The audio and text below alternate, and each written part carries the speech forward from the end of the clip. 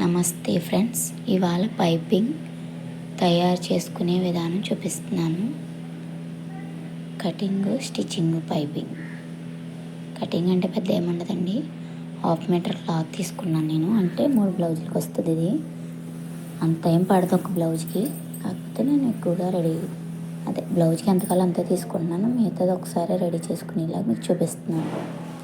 1/2 metre cloth తీసుకుని ఇలాగ 2 ఫోల్డ్లు వేసుకుని 2 సార్లు త్రికోణంలో వేసుకోండి. తర్వాత ఇలా ఫోల్డ్ చేసుకోండి.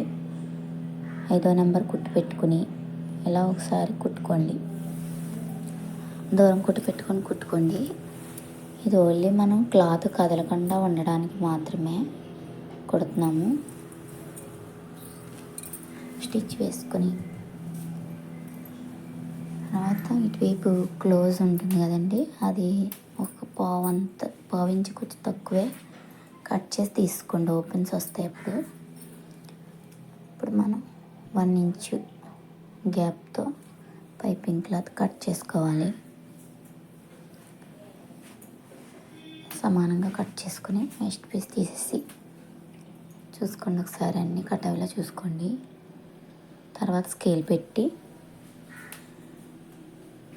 ఇలాగ ఒక లైన్ గీసుకుంటే మనకి ఈజీగా వంకర టింకలు రాకుండా వస్తుంది కటింగ్. 1 ఇంచ్ సరిపోతుందండి. నేను పైపింగ్ వేస్తాను. Pot neck blouse back side drop షేప్కి ఈ పైపింగ్ తయారు చేసుకుంటున్నాను నేను. మీకు స్టిచ్చింగ్ కూడా చూపిస్తాను. కటింగ్ అండ్ స్టిచ్చింగ్ బ్లౌజ్ది కూడా. ఓన్లీ ఇది పైపింగ్ క్లాత్ మట్టుకే పైపింగ్ తయారు చేసుకొని ఓన్లీ పైపింగ్ తయారు చేసుకోవడం మాత్రమే చూపిస్తున్నాను.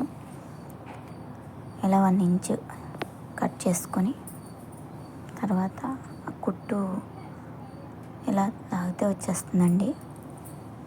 అది తీసేసుకొని ఇప్పుడు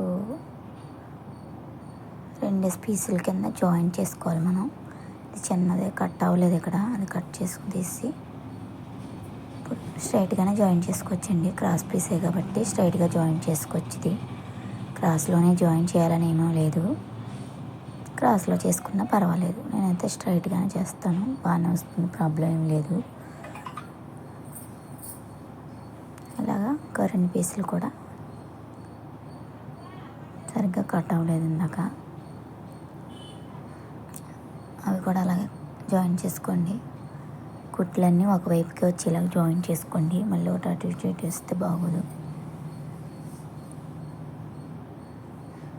అలా జాయిన్ చేసుకొని ఇది పాట్ నెక్ బ్లౌజ్కి వేస్తానండి. వెనకాల డ్రాప్ షేప్ నెక్. ఆ బ్లౌజ్ కటింగ్ స్టిచ్చింగ్ కూడా పెడతాను. పైపింగ్ బ్లౌజ్కి ఎలా స్టిచ్ చేసుకోవాలో కూడా లోడింగ్ పద్ధతిలో చూపిస్తున్నానండి నేను. దీని పైపింగ్ చూడండి, మీకు ఈజీగా అర్థమవుతుంది. కొత్త వారు కూడా ఈజీగా వేసుకోవచ్చు. నేను డబల్ పాదంతోనే చేస్తానండి పైపింగ్. చూడండి ఒకసారి. వేరే మిషన్కి నేను అలా సెట్ చేసుకున్నానండి, దాంతో వేస్తాను. ఇవన్నీ ఒక సైడ్కి వచ్చినాయో లేదో పీసెస్ ఒకసారి చూసుకుని అప్పుడు వేరే మిషన్ మీదకి వెళ్తున్నానండి. కూడా నాదే. అంటే పైపింగ్ చేయాలంటే డబల్ పాదంతో కూడా చేసుకోవచ్చు. కాకపోతే పాదం కొద్దిగా అడ్జస్ట్ చేసుకోవాలండి. దీనికి చేసుకుంటే డబల్ పాదంతో కూడా మనం ఈజీగా పైపింగ్ చేసుకోవచ్చు. ఇలాగా క్లాత్ మధ్యలో పైపింగ్ క్లాత్ పెట్టుకుని, పైపింగ్ తాడు పెట్టుకుని ఆ క్లాత్కి పైపింగ్కి మీద కుట్టు పడకుండా చివరికి మధ్యలోకి పడేలాగా వేసుకోవాలండి కుట్టు. ఇలాగా ఒకసారి చేసి వెనక్కి పెట్టుకుని లాగినట్టు పట్టుకుంటే మీకు పైపింగ్ టైట్గా వస్తుందండి. లూజ్ రాకుండా నీట్గా వస్తుంది. ఫస్ట్లోనే వచ్చేదండి పైపింగ్ నేర్చుకోవడం అంటే కొంచెం టైం పడుతుందండి.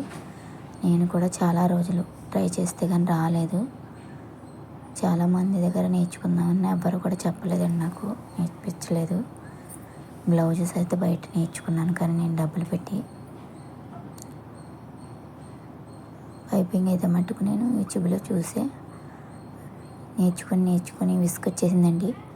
అయినా రాలేదు నాకు చాలా రోజుల వరకు. అందరూ పైపింగ్ అడిగేవారు కానీ నాకు వచ్చేది కాదు.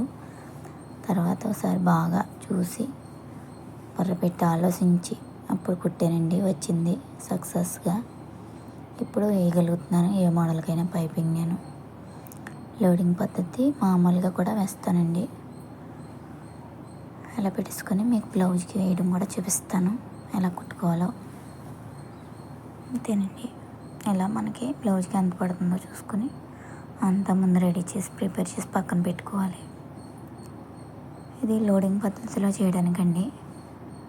మామూలు మనం పైనుంచి వేసుకోవాలంటే అది వేరేలాగా కుట్టాలి. ఇంతే సేమ్ ప్రాసెస్, చిన్న తేడా ఉంటుంది. అది కూడా చూపిస్తాను మీకు త్వరలో. ఛానల్లోకి వెళ్ళి బ్లౌజ్ వీడియో కూడా చూడండి.